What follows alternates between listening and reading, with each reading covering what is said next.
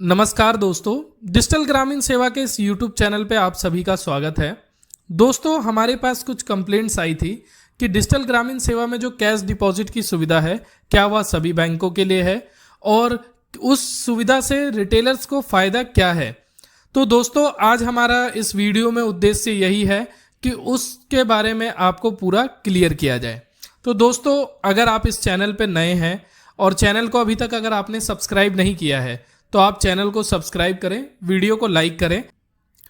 दोस्तों, डिजिटल ग्रामीण सेवा की आईडी को आपको सबसे पहले लॉगिन कर लेना है। लॉगिन करने के बाद ये आप यहाँ पे देख रहे होंगे कैश डिपॉजिट का आपको ऑप्शन दिख रहा है, इस पर आपको क्लिक करना है। क्लिक करने के बाद आप देख रहे होंगे कैश डिपॉजिट की सुविधा आपकी स्टार्ट है। अभी कुछ दिनों पहले 199 रुपीज़ का इस पर चार्ज लग रहा था, लेकिन कंपनी ने या अब आप सभी के लिए बिल्कुल फ्री ऑफ कॉस्ट कर दी है। कोई भी आपको कैश डिपॉजिट सर्विस को एक्टिवेट करने का चार्ज पे नहीं करना है, ठीक है। दूसरा, अब मैं आपको बता देता हूं कि कैश डिपॉजिट से आपको फ़ायदा क्या है। आप जैसा कि आप देख रहे होंगे, आप मनी ट्रांसफ़र सर्विस का इस्तेमाल करते हैं, जो कि यहाँ पे आपको राइट हैंड साइड पे मेरे मौजूद है, और कैश डिपॉजिट जो कि मेरे लेफ्ट हैंड साइड पे मौजूद है। आप यहाँ पे देख सकते हैं, कोई कस्टमर आपके पास आता है, वो अपने रिलेटिव को या किसी को पैसे भेजने के लिए आता है आपके पास, तो आप उसका क्या करते हैं, मनी ट्रांसफ़र करते हैं। आप किसी भी कंपनी में अगर मनी ट्रांसफ़र का इस्तेमाल करते हैं तो उसमें क्या होता है कि आपके सर्च चार्जेस ज़्यादा लगते हैं। कस्टमर से तो आप 1% लेते हैं, बट उसमें चार्ज आपका है वो ज़्यादा लगता है, जैसे 0.44% डिजिटल ग्रामीण सेवा पे लगता है, मतलब 10,000 पे 44 रुपये, ठीक है।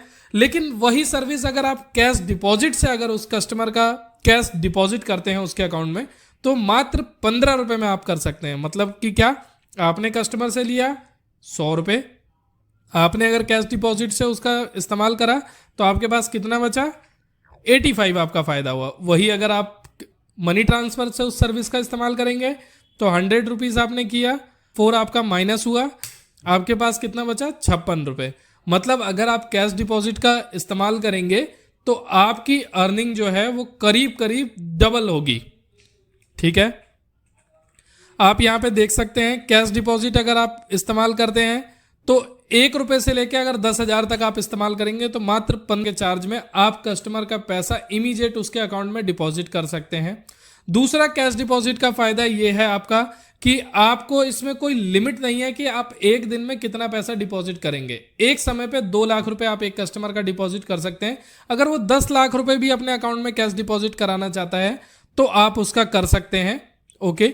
दूसरा ये कि आपको बार बार बेनिफिशियरी ऐड करने की झंझट नहीं है। ये हो गए आपके कैश डिपॉजिट के फ़ायदे। मनी ट्रांसफ़र में आप इस्तेमाल करते हैं तो एक मोबाइल नंबर पे आप 25,000 रुपये ही वन टाइम में भेज सकते हैं। ये हुआ आपके कैश डिपॉजिट का फ़ायदा।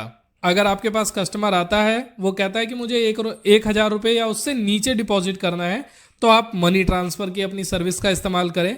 अगर 1,000 से ज़्यादा का कोई भी कस्टमर आता है तो उसके लिए आप कैश डिपॉजिट का इस्तेमाल कर सकते हैं, जिसमें आपका चार्ज कम लगेगा और आपका प्रॉफिट ज़्यादा होगा। आपको ध्यान रखें, कैश डिपॉजिट या मनी ट्रांसफ़र आप कुछ भी करते हैं तो उसमें आपको कस्टमर से 1% चार्ज लेना होता है इस अमाउंट का, जो आप उसे भेज रहे हैं या उसके खाते में जमा करा रहे हैं, ठीक है। अब बात करते हैं कि कैश डिपॉजिट में आपको करना क्या है, इस्तेमाल कैसे करना है, वो हम आपको बता देते हैं। सबसे पहले आपको कस्टमर का नाम लिखना है जिस अकाउंट में आप पैसा जमा करा रहे हैं। फिर उसका मोबाइल नंबर आपको लिखना है।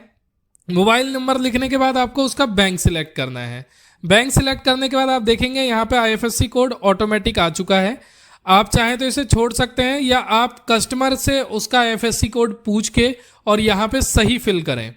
अकाउंट नंबर उसका डालेंगे, उसका पैन नंबर, अगर कस्टमर पैन कार्ड अपना नहीं लेके आया है या उसके पास उसका पैन कार्ड नंबर याद नहीं है तो आप यहाँ पे अपना पैन कार्ड नंबर डाल सकते हैं।